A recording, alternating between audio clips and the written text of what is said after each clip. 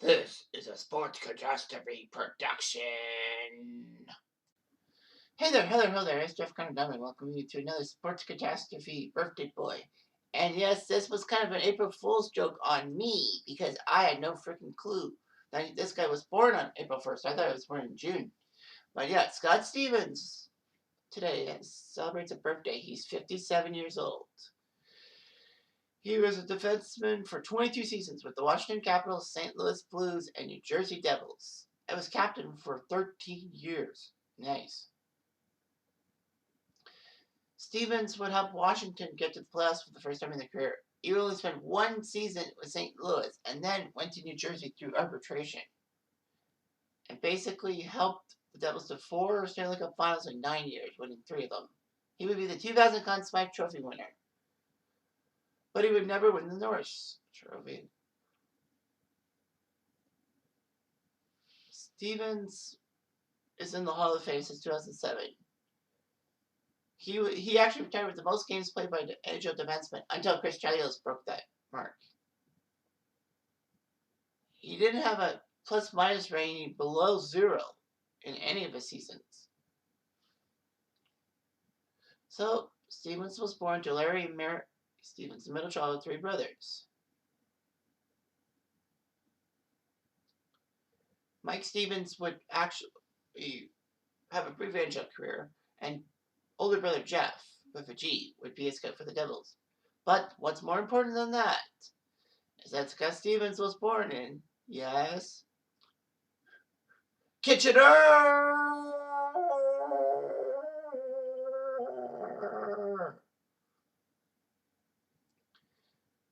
He once played in the Quebec International Pee Wee Tournament. I didn't know Kitchener could send a team there. But anyway, he was a fan of the Leafs and idolized Boris Salming.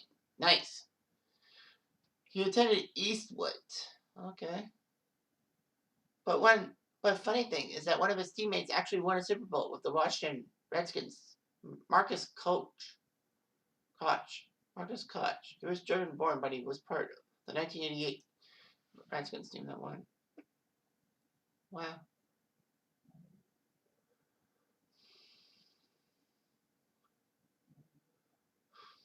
He would be actually taken 9th overall by the Kitchener Rangers in the OHL draft.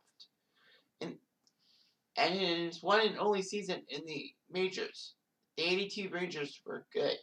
They had Dave Shaw, they had Al McInnes, Wendell Young, Jeff Larmer, Brian Bellows, and Grant Martin. Basically, Stevens and Shaw would be the part of the defense that got them to the team's first Memorial Cup victory, which was amazing. An 82 team you can just fawn over. Stevens would actually end up being drafted 5th overall in the 82 draft by the Capitals. So, yeah, Stevens played 1 year in the OHL only. He would actually make the team at 18 because of other players' injuries. And he made an impact. He actually was part of the all-rookie team. He finished 3rd in Calder Trophy things. In fact, his first season with the Capitals, he led Washington to its first playoff appearance ever. The team started in 75, but would have always sucked. So anyway, Stevens was pretty good in all that.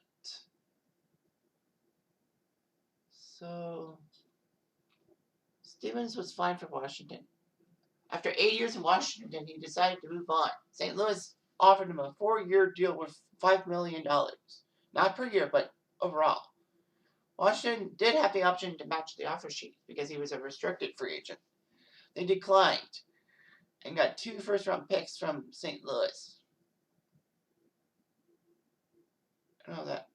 It turned into 5 first-round picks if the Capitals did not have a top 7 pick in the 91 or 92 entry draft.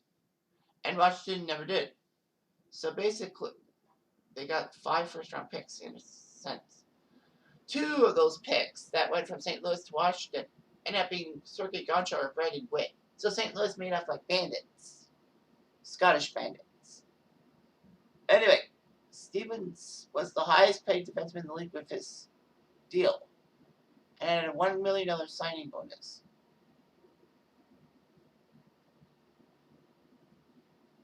Basically, Stevens was captain of the Blues. He got to the All-Star team and they lost in the second round to the heavily underdog Minnesota North Stars. But that would be his one and only season in St. Louis.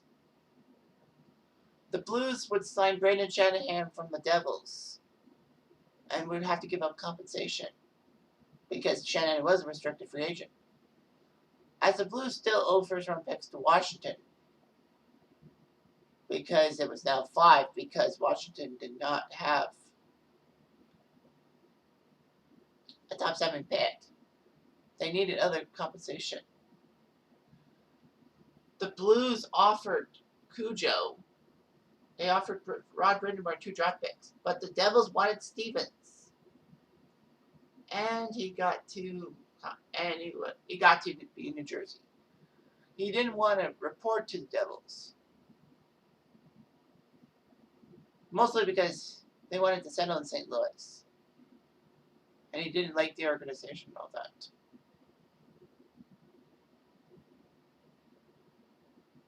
But he would eventually report, even though that the Devils basically had issues. Stevens would replace Bruce Driver as team captain, and he would never give up the captaincy. He stepped up his game in 94, 78 points, which was the team lead in points. And he was the best plus minus guy. Anyway, the Devils made it all the way to the conference finals in 94, thanks to Berger's hot playoff goaltending. But in Game 7, they lost to double OT to Mr. Rateau and the New York Rangers. Stevens would actually finish his runner-up to Ray Borg for the Norris Trophy. It was the closest he got to the Norris Trophy. Anyway, Scott Stevens' biggest problem was in the 95 Stanley Cup when he leveled Vladdy Kozlov and all that.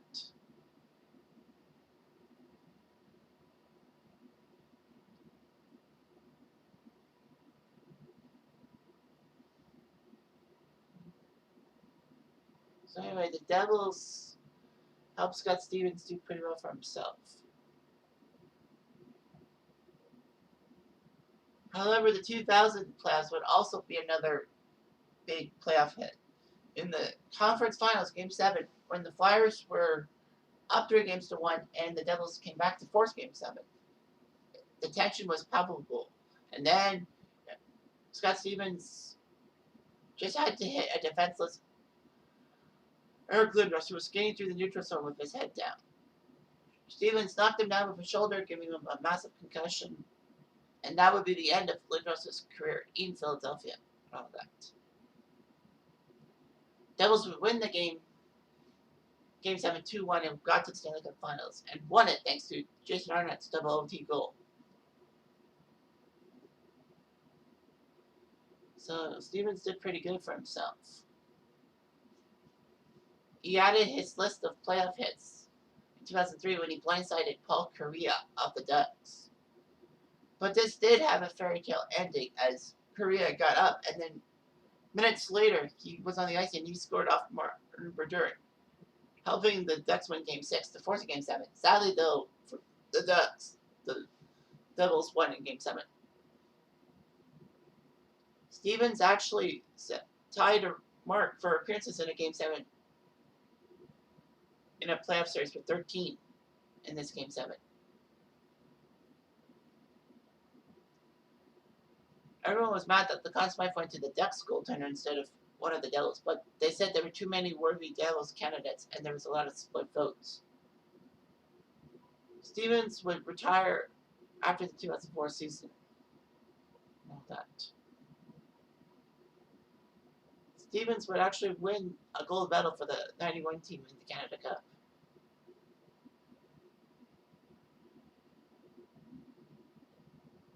He had a legacy, but his legacy would be harsh because of his illegal hits, including one to Shane Willis in the 2002 playoffs that I never mentioned. So anyway, Stevens met his wife Donna when he was playing for Kitchener. They had 3 kids, Caitlin, Ryan, and Cara, and lived in Far Hills, New Jersey. He would actually start a program called Scott's Tots for the families of the victims of 9/11. So nice. Stevens ended up with 908 points in 1,635 games in his NHL career. 233 playoff games, which was pretty good. Lots of All-Stars. So, many All-Star game appearances. All-Rookie team, classified for 2000, first All-Star team in 88, 94, and 3 Stanley Cups. What more do you want from this guy? Anyway, I'm Jeff Diamond. Adieu.